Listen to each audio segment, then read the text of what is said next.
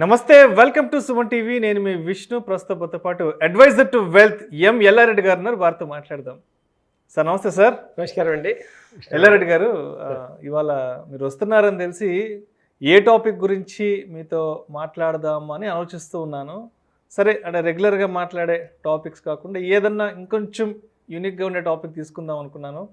So చిన్న పిల్లల విషయంలో పేరెంట్స్ అనేవాళ్ళు ఎటువంటి ఫైనాన్షియల్ ప్లానింగ్ అనేది చేయాలి, అండ్ మరీ ప్రత్యేకించి 0 to 10 years ఉన్న పిల్లల విషయంలో తల్లిదండ్రులు ఎలాంటి ఫైనాన్షియల్ ప్లానింగ్ని డిజైన్ చేసుకోవాలి అనే టాపిక్ గురించి అనుకున్నాను. మరి మీరేం చెప్తారు? 0 to 10 years ఉన్న చిన్నపిల్లల విషయంలో తల్లిదండ్రులు ఎటువంటి ఫైనాన్షియల్ మేనేజ్మెంట్ కానీ ఫైనాన్షియల్ ప్లానింగ్ కానీ చేసుకుంటే బాగుంటుందంటారు?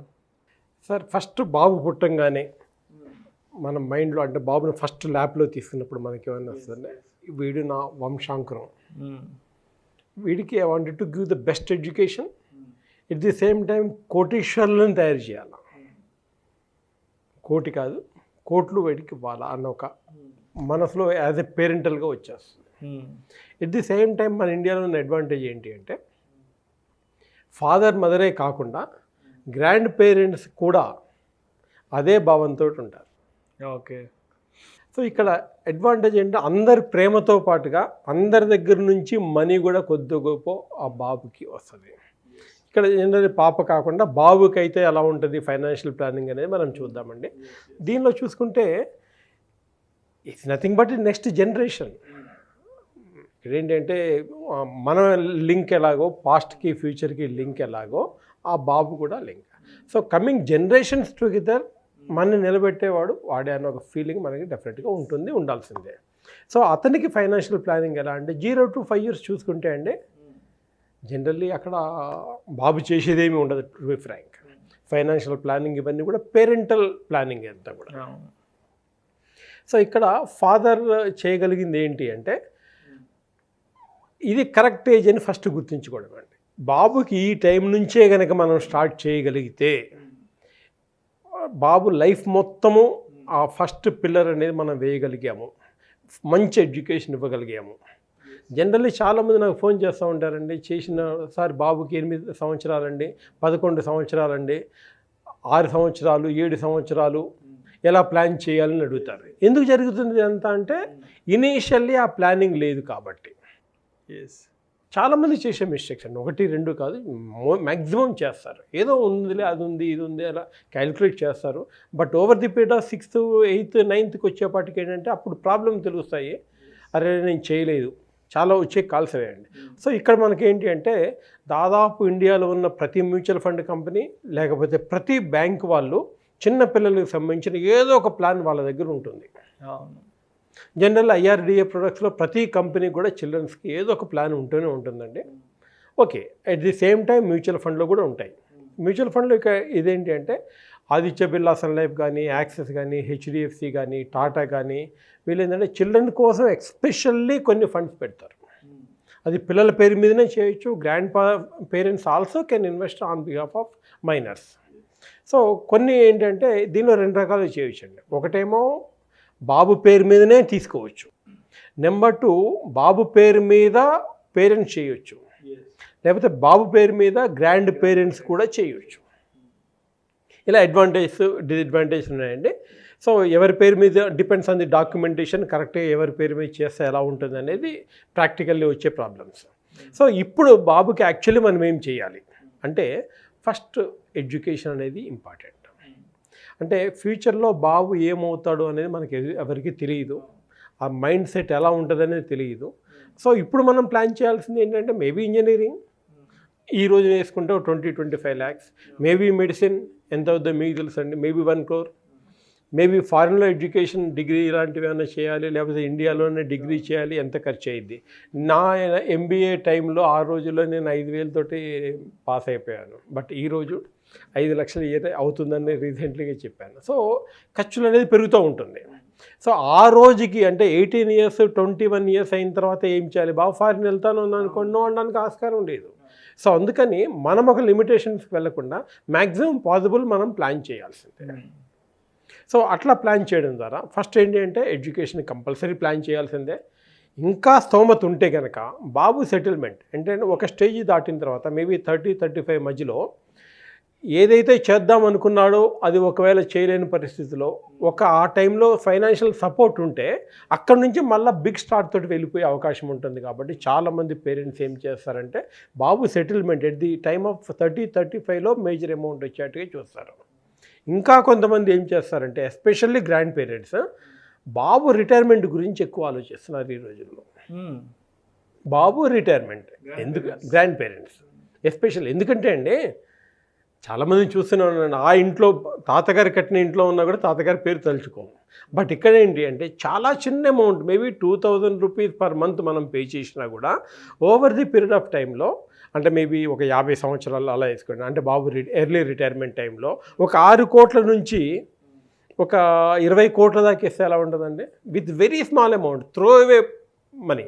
ఈరోజు అలా బయటికి వెళ్ళేసి వచ్చేస్తే ఖర్చు అయ్యే అమౌంట్ ఏమండి, చిన్న షాపింగ్ కోసం అలా బయటికి వెళ్తే 2000 ఖర్చు అయ్యింది.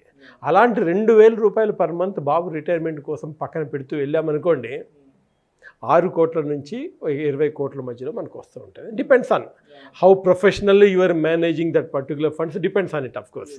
సో ఇంత చిన్న అమౌంట్ గ్రాండ్ పేరెంట్స్ ఎందుకంటే బాబు రిటైర్ అయిన తర్వాత వచ్చే అమౌంట్ని ఇదిగో మా తాతగారు ఇచ్చిన గిఫ్ట్, తాతగారి పేరు అక్కడ 1-10 సార్లు తలుచుకోవడం జరుగుతుంది. ఎంత సంపాదించినా ఉపయోగం అండి అన్న వాళ్ళకి ఇది కరెక్ట్ అనమాట.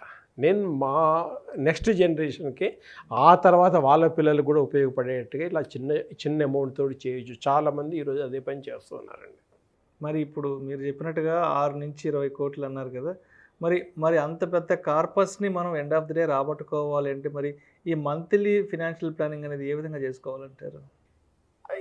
జనరల్లీ అదేనండి, తాతగారు అదే అనుకుంటారు. చాలామంది నేను కస్టమర్లు ప్రతి ఒక్కరికి నేను పిచ్చేస్తాడు, కొంచెమన్నా చిన్న అమౌంట్ అన్నా పెట్టండి పక్కన అని. సో బట్ వాళ్ళు అడిగే ఫస్ట్ క్వశ్చన్ యాక్చువల్లీ కరెక్టే. సార్ నేను అంతకాలం ఉండకపోవచ్చు కదా, 50 సంవత్సరాలు ఉండకపోవచ్చు కదా. అదే greatness of the mutual fund.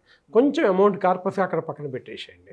దాని మీద వచ్చే ఇంట్రెస్ట్ తోటి రెగ్యులర్లీ మీకు కమింగ్ 20 years కమింగ్ 50 years రెగ్యులర్గా ఆ అమౌంట్ ఎస్ఐపి ద్వారా రన్ అవుతూ ఉంటుంది. చిన్న అమౌంట్ అలా పక్కన పెట్టేస్తే చాలు. అది చాలామందితో నేను చేయించాను, వద్దు అన్నా కూడా నేను చేయించాను, లేదని మీరు పెట్టి తీరాల్సిందే. ఆ తర్వాత ఇప్పుడు అంటారనమాట చాలా మంచి పని చేశారండి ఆ రోజు, లేకపోతే ఇప్పుడు ఎందుకంటే 7 సంవత్సరాలు అయిపోయింది చూస్తుండగా కానీ క్యాపిటల్ ఆ అమౌంట్ కన్నా ఎక్కువ ఉంది. ఎట్ ది సేమ్ టైం రెగ్యులర్గా ఎస్ఐపి వెళ్తూ ఉంది, అది గ్రో అవుతుంది, ఇది గ్రో అవుతుంది. It will never be zero. And బాబుకి అక్కడికి వచ్చేపాటికి మేజర్ అమౌంట్ వస్తుంది, 6 కోట్ల 50 కోట్ల మధ్యలో. ఇంకా ఒక్కొక్కసారి డిపెండ్స్ ఆన్ ది ప్రొఫెషనలిజం అన్నాయి చూడండి, అంతకన్నా ఎక్కువ ఈవెన్ బిగ్ అమౌంట్ కూడా రావచ్చు అక్కడ ఏమండి. సో వీటన్నిటికన్నా ముఖ్యం actually it is not our aim is that ఆ బాబుని మనీ మైండెడ్గా తయారు చేయడం కాదండి. అల్టిమేట్గా ఏంటంటే కొన్ని ఇంపార్టెన్స్ ఆఫ్ ది మనీ గురించి మనం చెప్పడం ఒకటి. Number 2 value of the saving.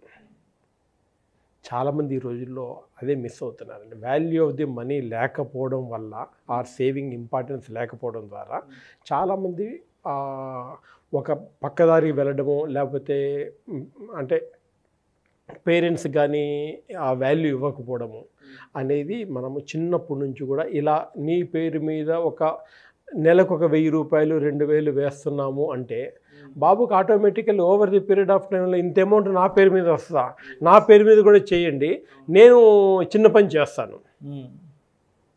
ఇప్పుడు నా పేరు మీద చేయండి అని బాబు అడిగాడు అనుకోండి, యు ఆర్ నాట్ ఎర్నింగ్ కదా అంటే, నో ఐ విల్ ఎర్న్, నేను కారు తుడుస్తాను, నో ప్రాబ్లం, ఇంకా చిన్న పని చెప్పు నేను చేయిస్తాను, నా పేరు మీద ఎవ్రీ మంత్ ఇన్వెస్ట్ చేయండి. అలాంటి హ్యాబిట్ అనేది కనుక మనం చిన్నప్పటి నుంచి ఇన్కల్కేట్ చేస్తే అక్కడ అంటే కష్టానికి వాల్యూ అనేది తెలుస్తుంది, మనీకి ఇంపార్టెన్స్ తెలుస్తుందండి. సేవింగ్ చేయడం ద్వారా ఫ్యూచర్లో బాగుంటుందనే వాల్యూ తెలుస్తుంది. దుబారాన్ని ఖర్చు పెట్టొచ్చండి అల్టిమేట్గా ఇంకా ఏమండి. సో అంటే అలానే ఏదో ర్యాట్ రేస్ని ఇప్పటి నుంచే పార్టిసిపేట్ చేయమని కాదండి. Rat race is not, but happy మైండ్ని తయారు చేయాలి అంటే అల్టిమేట్గా ఈ మనీ వాల్యూ అనేది మనం చిన్న పిల్లలకి చిన్నప్పటి నుంచే ఇవ్వడం ద్వారా మనకు వచ్చే అడ్వాంటేజ్ ఇవన్నీ అండి. ఓకే అండి. ఇట్స్ నాట్ దట్ ఒక మంచి హెల్దీ వెల్దీ సిటిజన్ని తయారు చేయడమే మనీకి ఇంపార్టెన్స్ వాల్యూని కలగజేయడము. ఆ టైంలో నుంచి మనం చేస్తే అల్టిమేట్లీ ఇండియాకి ఒక గ్రేట్ సిటిజన్ ఇచ్చే అవకాశం మనకు ఉంటుందండి. Right thank you sir, thank you so much Yellareddy గారు. అప్పుడే పుట్టిన పిల్లల నుంచి 10 సంవత్సరాల లోపు వయసున్న పిల్లల విషయంలో తల్లిదండ్రులు ఫైనాన్షియల్ ప్లానింగ్ అనేది, ఫైనాన్షియల్ మేనేజ్మెంట్ అనేది ఏ విధంగా డిజైన్ చేసుకోవాలి అనే అంశం గురించి ప్రేక్షకులకు మీ విశ్లేషణ ద్వారా చాలా చక్కగా వివరించారు sir. Thank you so much sir. Thank you sir. నమస్కారం. ఇలాంటి మరిన్ని ఇంట్రెస్టింగ్ వీడియోస్ వాల్యుబుల్ ఇన్ఫర్మేషన్ కోసం వెంటనే మా ఛానల్ను సబ్స్క్రైబ్ చేయండి, లైక్ చేయండి, షేర్ చేయండి. అదేవిధంగా మీ అభిప్రాయాలను వీడియోస్ కింద కామెంట్స్ రూపంలో మాకు తెలియజేయండి. This is Vishnu signing off.